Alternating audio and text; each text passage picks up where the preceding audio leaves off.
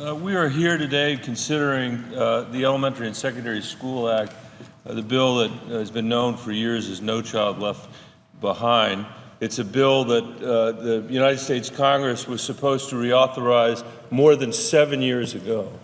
When school kids come to visit me in my office here, I often ask them what would happen if they showed up and said that their homework was 7 years late or 8 years late.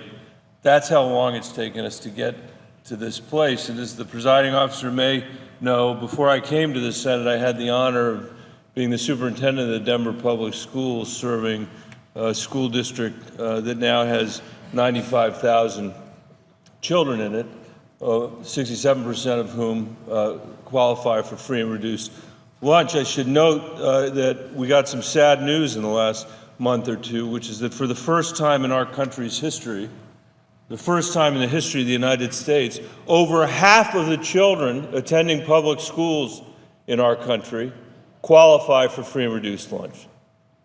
That's the effect of 2 decades of middle-class family income being stagnant and the effect of the worst recession since the Great Depression. And what people in Washington need to understand is that when it comes to education in this country right now, our kids don't have a fair fight, especially our kids living in poverty. If you're born poor in the United States of America, when you show up at kindergarten, you will have heard 30 million fewer words. 30 million fewer words than your more affluent peers. Ask any kindergarten teacher in the country whether that makes a difference, and they will tell you it does. What are we doing as a country to fill that gap? Not much. Not much.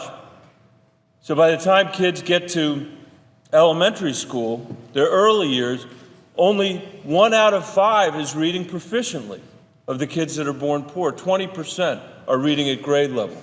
Ask any middle school teacher or high school teacher whether that's going to make a difference when that child gets to middle school or high school.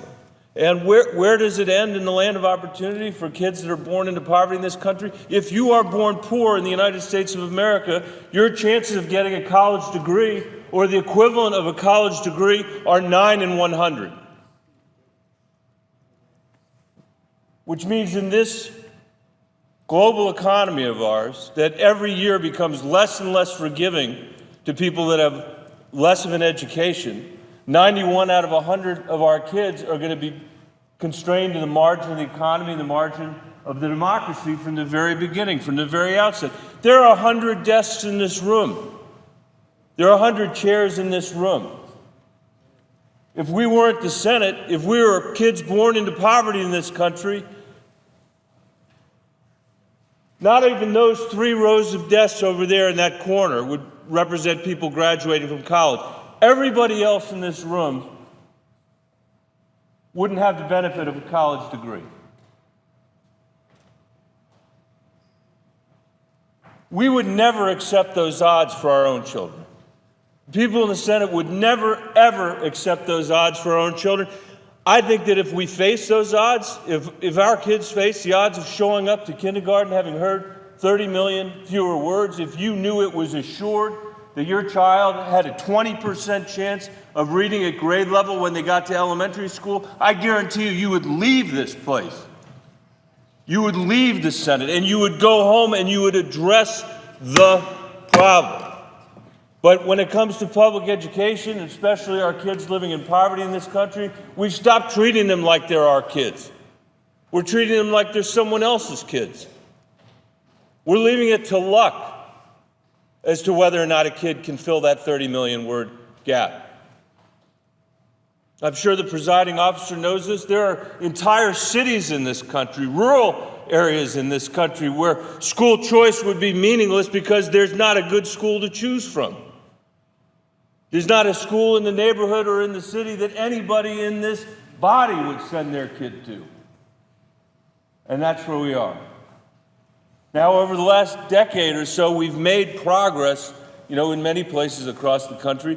The Denver Public Schools is one of those places. It's the fastest growing urban school district in the United States. In 2005, the kids in the Denver Public Schools, and the Denver Public Schools was dead last in terms of student growth of any school district of any size in the state of Colorado. The last 3 years, the Denver Public Schools has led the state in terms of its student growth, both for kids that are free and reduced lunch and kids that are non-free and reduced lunch. 30% more kids graduated and went to college this year than in 2005.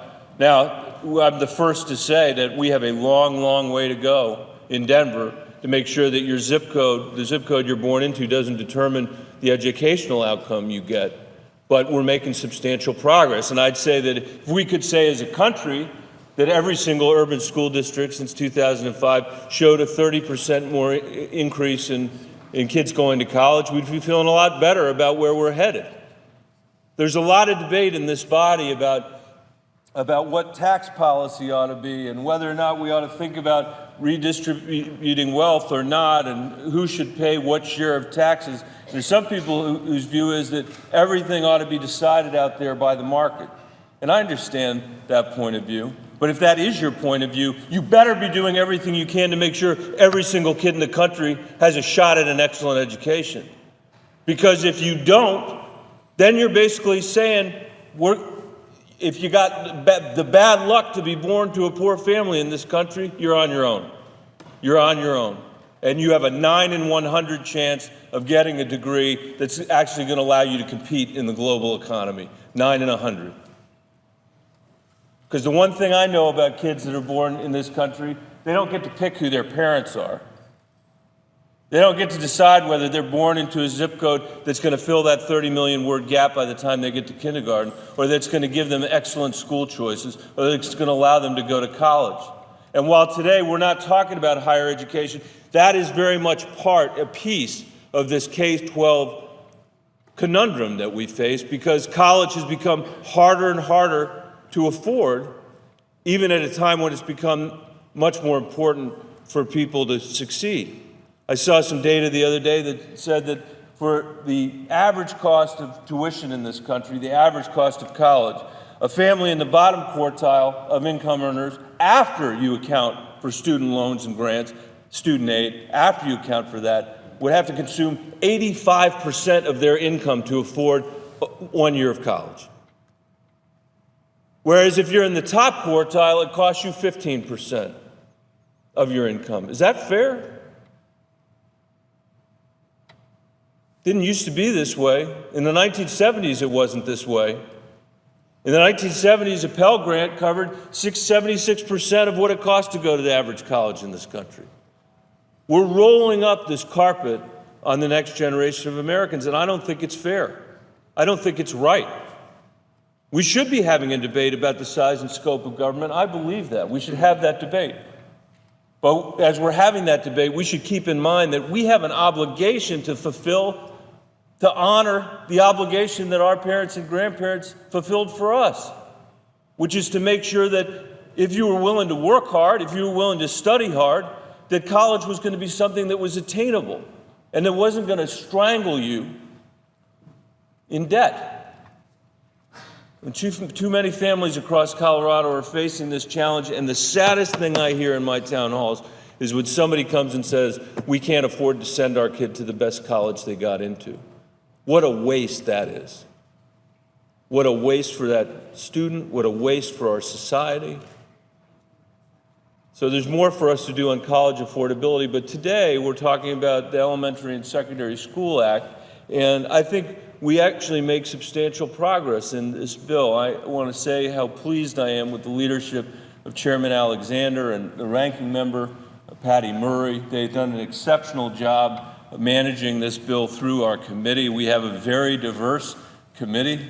We have the junior senator from Vermont on the committee, and we have the junior senator from Kentucky on the committee, and because of Chairman Alexander's leadership and the work and leadership of the ranking member, Senator Murray, the bill actually passed out of the committee unanimously. Imagine that, around this place, where we can't even agree on how to publish a report or what time we should come to work.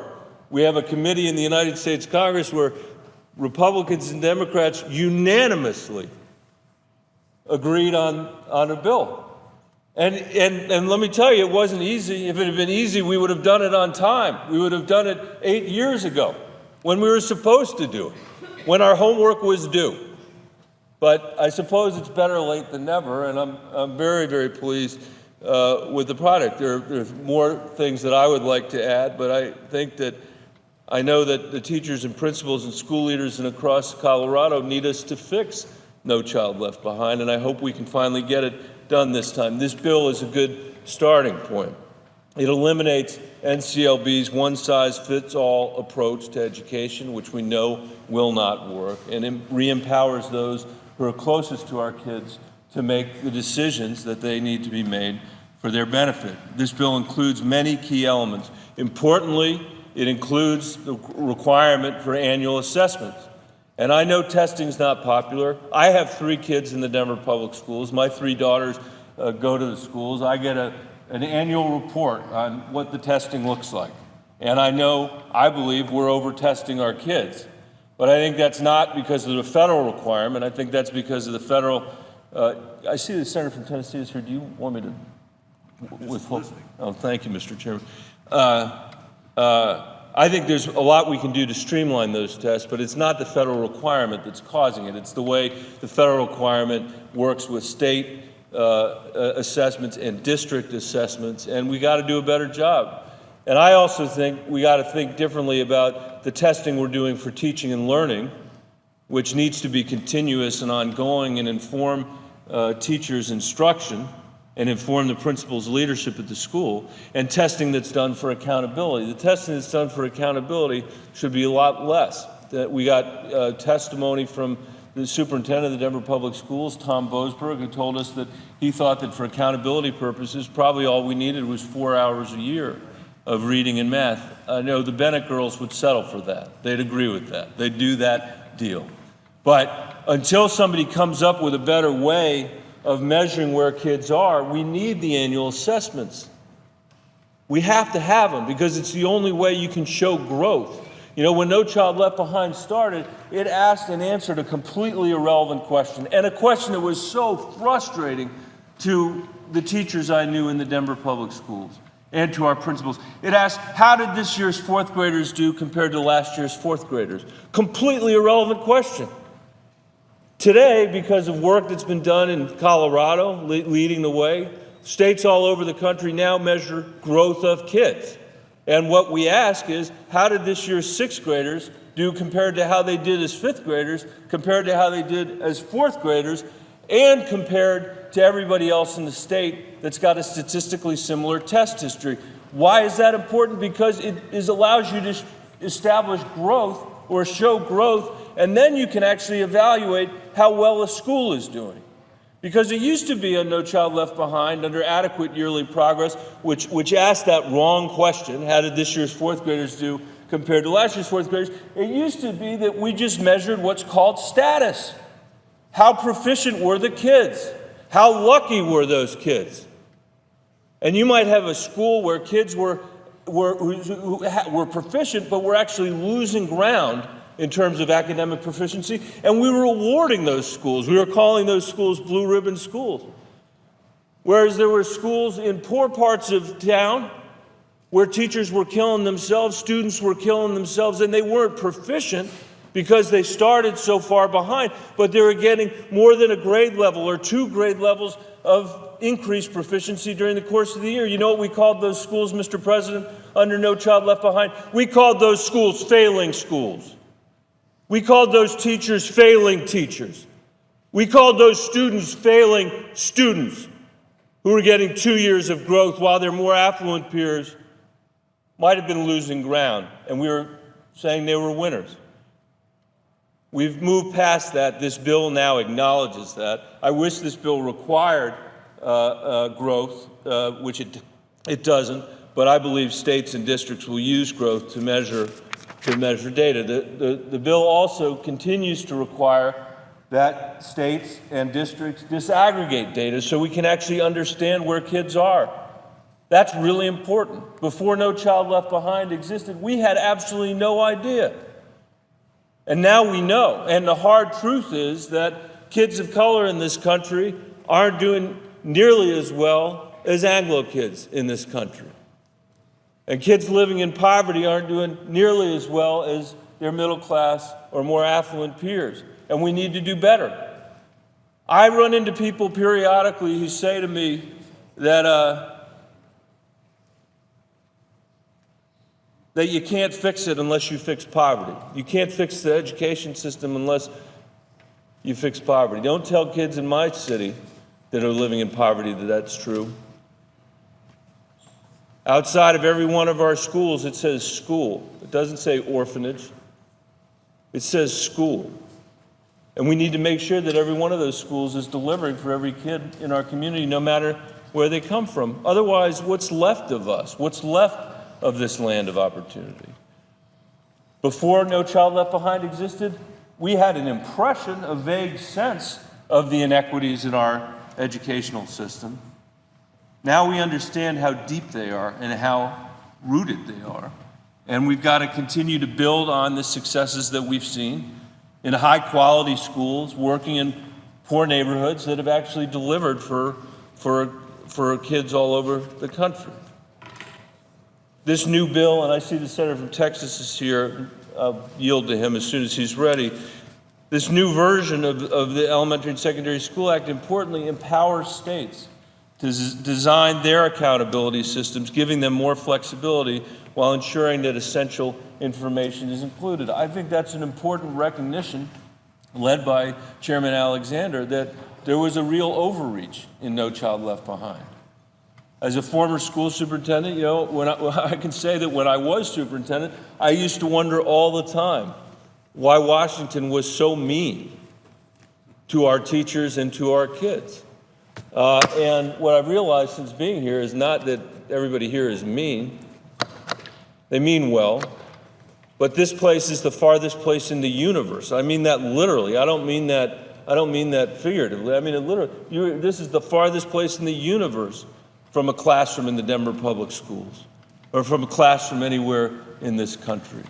And I think No Child Left Behind in many, many ways was an overreach. And the last thing I believe as a school superintendent is that I want to be told how to do the work in Denver. I want to insist that we do the work.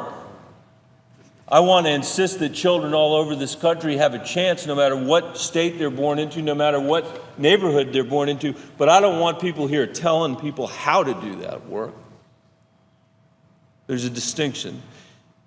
I've got more to say about this, Mr. President, but I'm going to see my friend from Texas is here, and so I will yield to him. And before I do that, just congratulate the chairman of the committee who's here on the floor, Senator Alexander from Tennessee, for his extraordinary leadership on this bill. Again, I remind my colleagues who are listening to this what a rare occurrence this is. This is a bill that passed unanimously out of the Health, Education, and Labor Committee. Would not have happened without Lamar Alexander's leadership or Senator Murray's leadership. For the first time in the country's history, finally, the Elementary and Secondary School Act is going to require districts to report actual per pupil expenditures, which is going to shed light on extraordinary funding inequities in this country.